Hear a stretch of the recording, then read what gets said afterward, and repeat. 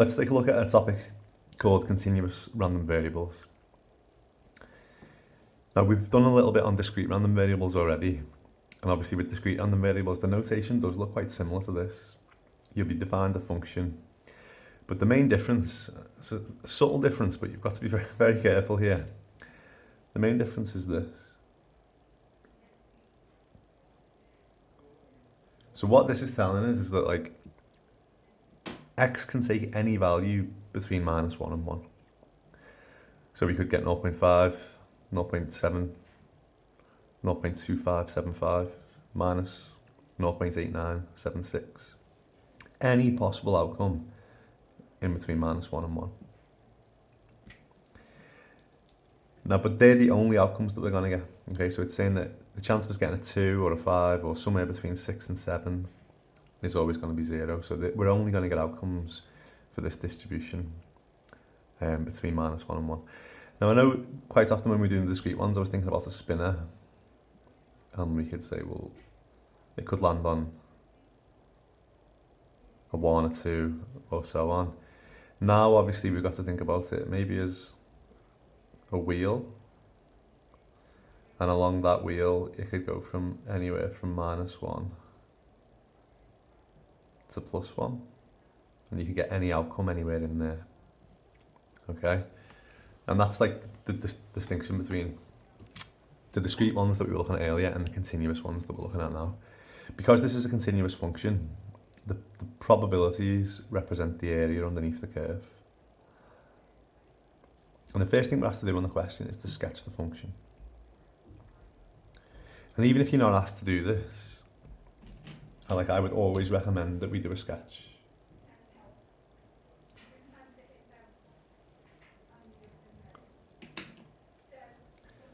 And the sketch is going to be really useful when we end up finding probabilities later on. And also when we get onto the exam style questions, I would always, if I can, I would always refer back to that sketch. So thinking about what we're going to sketch here, like we don't know what k is yet, but we've got a quadratic. It's 1 minus x squared. Okay, so we know it's a negative quadratic in between -1 and 1. If you weren't sure what this would look like, you could start subbing in some values. So if I sub -1 in, I'd get -1 squared, which would become 1. So the answer would be 0. If I sub 1 in, I'd get 1 minus 1 squared, which would also be 0. And you might have noticed as well that I could write this function as a difference of 2 squares. So we can see that the roots are going to be at 1 and -1. So what we've got here, we've got a negative quadratic, a root at -1, and a root at 1. So we're going to get this sort of shape.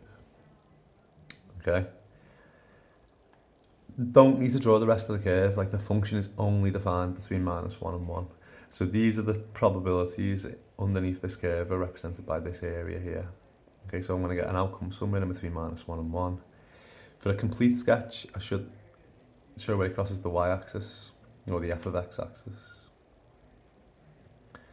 And if we sub x equals 0 in, f of 0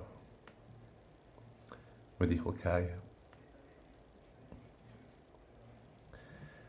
So this is what my curve looks like. This is what my continuous distribution looks like for this question.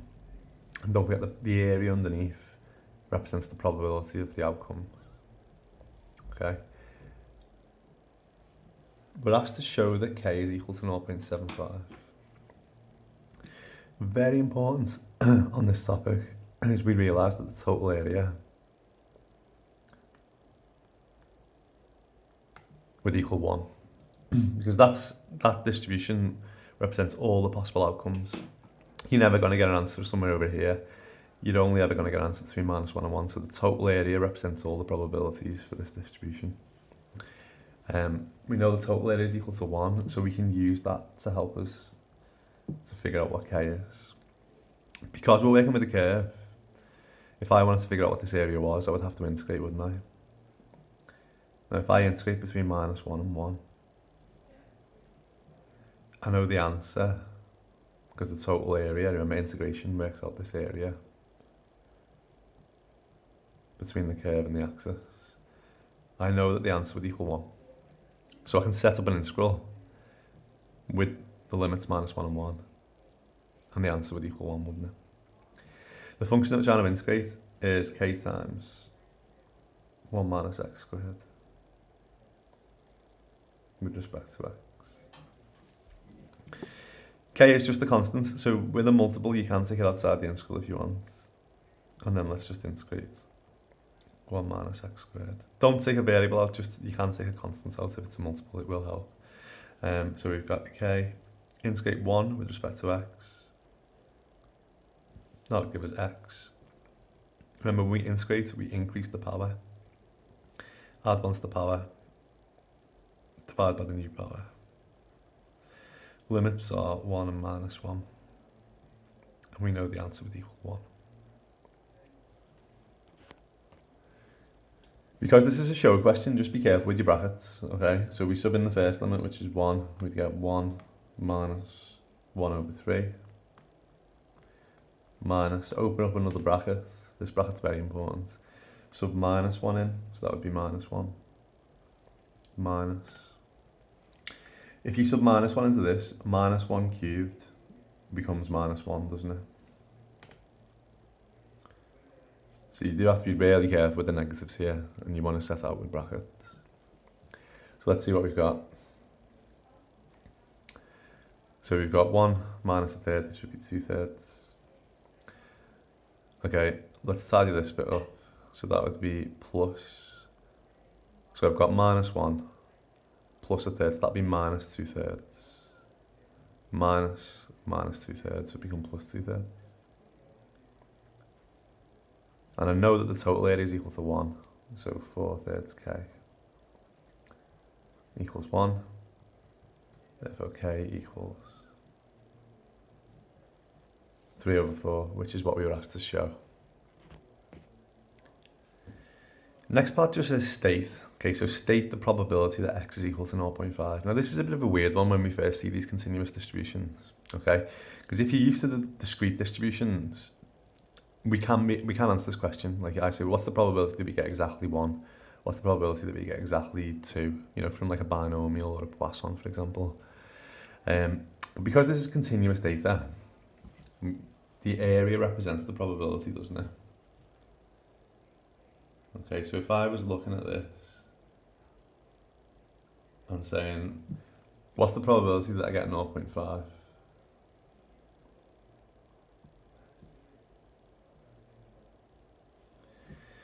The probability of exactly that outcome would be so small that we just say the answer is 0. We don't, like, it's like trying to find, if you're saying what's the area underneath, it's like saying what's the area of this line. You know, imagine if we could get a number anywhere in between -1 and 1. Are we ever really going to get exactly 0.5? Like, you might get 0.49999 or 0.5001, you know, you could get close to 0.5, but the chance of that exact result happening is so small that we just write equals 0. And you definitely want to highlight this in your notes because it's quite a common sort of like 1-mark question. Okay, so it's always, if I said what's the probability is equal to -0.6 or the probability is equal to 0.7, the answer is always equal to 0 for continuous data. Okay. The next part of the question, we've got a bit more to think about though. So we get the probability that x is between 0.2 and 0.5. So always try and refer to the diagram when you're doing these probabilities. Okay. If I wanted the probability was between 0.2, I'm going to draw it out again, save me having to do it over there. So we've got the function that looks like this. That's 0. If we were going between 0.2 and 0.5, there is a chance, obviously, when we spin the spinner, it could definitely land somewhere in between the 0.2 and the 0.5. So the area here is what we want to get that probability. So clearly, once we've realised that the area represents the probability, we can just integrate to find this area. It's a curve, isn't it? Don't forget, because we're working with a curve, we'd have to integrate between 0.2 and 0.5. Now we know what k is, so we know it's 3/4. So we're going to integrate 3/4. 1 minus x squared. And this integral here will give me this area here, which will tell me the probability that we're trying to find. So we've already integrated this, but we've got x minus x cubed over 3. We've also the 0.5 and the 0.2 in. Please set this out carefully, guys. You need brackets. So it'll be 0.5 minus 0.5 cubed divided by 3. And then 0.2 minus 0.2 cubed over 3.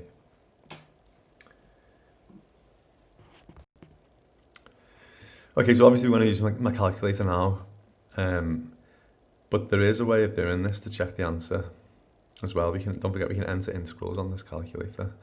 So if we were going to integrate our integral, which is 3/4, 1 minus x squared between, how do I get onto those? There we are. Okay, so between 0.5 and 0.2. Like I've shown my method here, I've got my method marks. I could just actually evaluate the integral on the calculator now, couldn't I? So we're going between 0.5 and 0.2. Press execute. And we get 783 over 4,000. Nice idea on these questions as well. Just turn it into a decimal, just because like, I think if you do draw the diagram, which really helps, you should be able to see if, does that feel like a sensible answer? Like, looking at the area here, we know the total area represents 1. So around about 20%, it looks roughly accurate to me there. You know, if I'd got a probability of like 0.6, I could see that I've clearly made an error somewhere in my working out. You know, this area here is not 60% of that. It looks like it's about 20% of that. So that, I'm happy with that answer that I've got there. Okay, next part of the question, we've got another probability. I've done a few of these just rather getting used to the principle of the probabilities represent the areas. If we want the probability that x is greater than or equal to 0.6, we're actually, because it stops at 1, what we're really doing is we're integrating between 0.6 and 1. Like we want this here. It's never going to be more than 1, is it, for this distribution? So again, we could set up an integral and integrate between 0.6 and 1.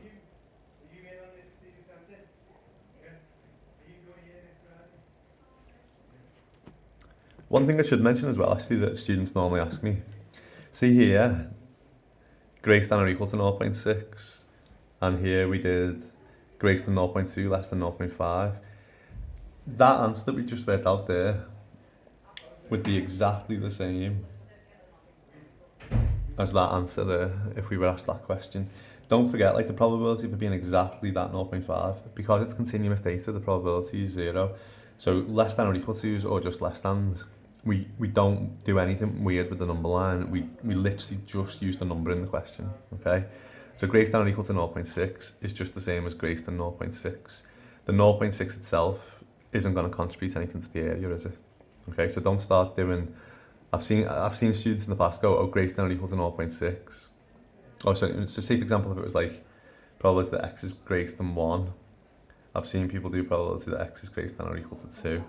But like that's complete nonsense on this topic because you're missing out like a whole chunk of the area, aren't you, when you do that? Okay, so don't start doing stuff like this. I'm not gonna integrate again. We've done it already, but just to check, let's see. So if we were trying to find this area, the top limit would be 1, and the bottom limit would be 0.6. So that gives me